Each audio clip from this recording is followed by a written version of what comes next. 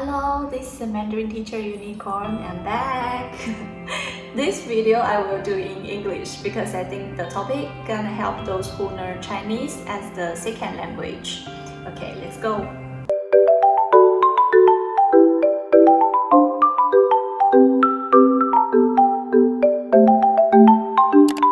For this topic, I was inspired by some parents. They asked me, why my children have learned Chinese for so long, but they still cannot do independent reading? Yeah, that's really a very good question. Because reading is a very complicated mechanism. It's not only about language itself. Okay, what's that? Today, I'm gonna explain this based on my own teaching experience and also some academic researches I have done. There is one theory, it's called the componential model of reading. In it, they have identified 3 domains related to this activity, which are cognitive domain, psychological domain, and also environmental domain. But in this video, I will only touch on cognitive domain.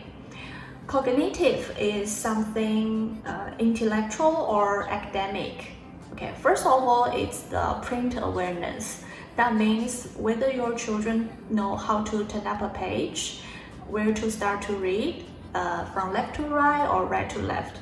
Okay, you may think those stuff is too simple for adults because we have taken for granted.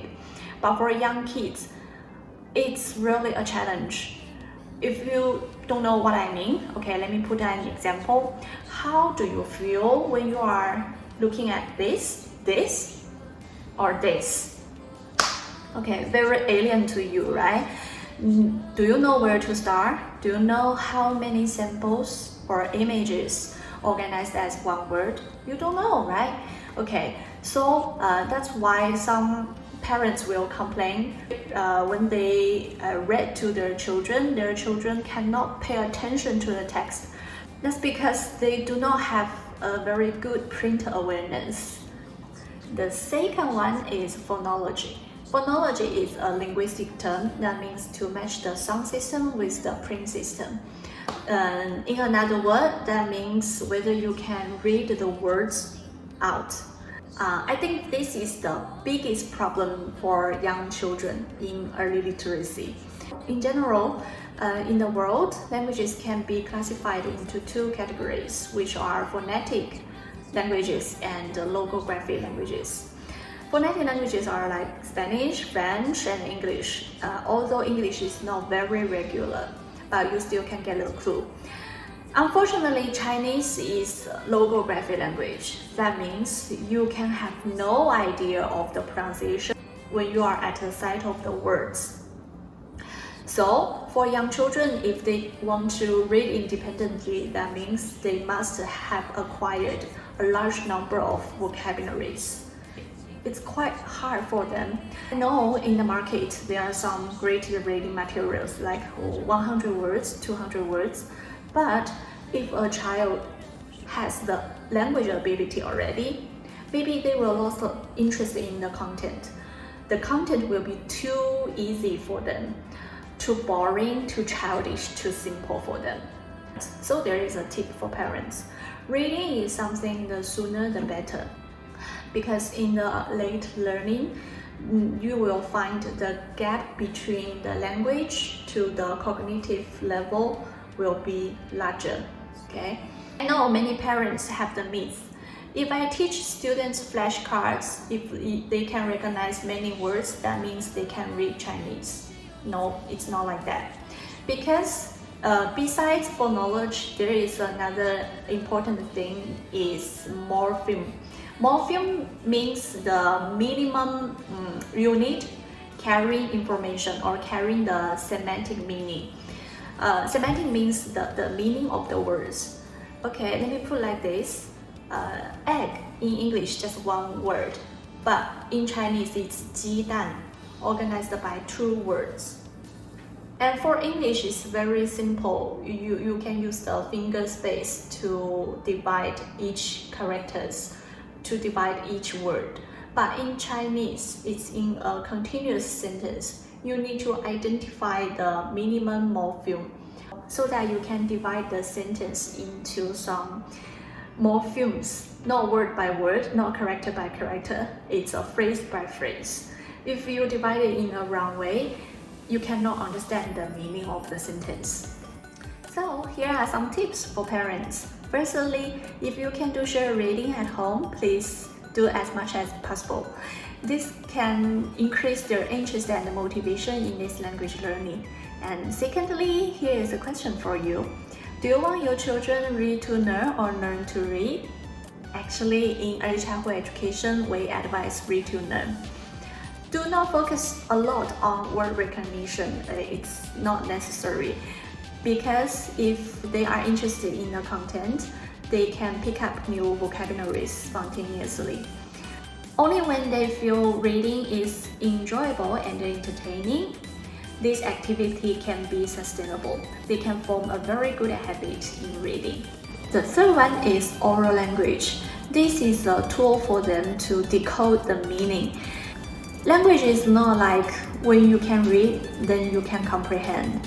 No, for example, if you know any language in alphabet, it's very easy for you to pronounce this sentence. Este es mi casa. But do you know the meaning of this?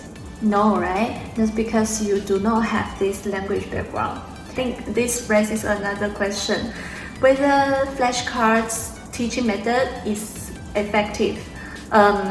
For me, I don't like this style of teaching, because if you do not have the oral language background, then any word recognition will be not relevant or doesn't fit in any context. Here is the example. Hot, you know the meaning of hot, you know the meaning of dog. When you put hot dog, I will think it's like hot dog.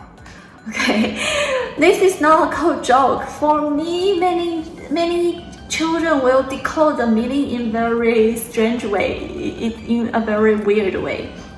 So I think before early literacy, the more important thing is to make sure they have enough exposure to quality language. The first one involves some factors influencing the deeper comprehension, like reasoning skills, which can help children to understand the storyline very well, and also help them to recall and retell the story. Then the short memory. Short memory is important for understanding the plot. Otherwise, if they read the next part, they have forgotten the last part. They cannot understand. Then the background information or knowledge background. For example, children who are interested in dinosaurs, then even this context has many new words for them, they still can guess the meaning. The next part will surprise you, that's the experience. There is a very great theorist in early childhood education, Vygotsky. He said a child can never learn without experience, because they cannot link what they have learned in the context to the life experience. For example, it's very difficult for Malaysian children to understand 4 seasons. It takes quite a long time to memorize those just 4 characters. 春夏秋冬, because in Malaysia there is only summer. They can only understand what summer looks like. Okay, what I'm trying to say is, please do give them sensory rich and experience rich learning, so that they will have a variety of experience on everything, like to the nature, to the zoo park, to the botanic park, to the sea, camping experience, and anything. It doesn't mean when you have been someplace that means experience. No.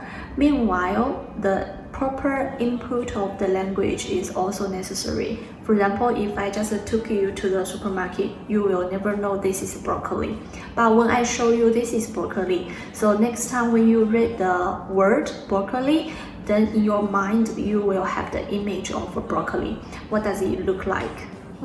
Okay, so I mean, during the journey, parents should give some proper input, so that they will link the experience with the language. So next time when they read in the book, they can find the direct link each other. So if you like my video, please like, share, comment, and 自己喜欢的样子。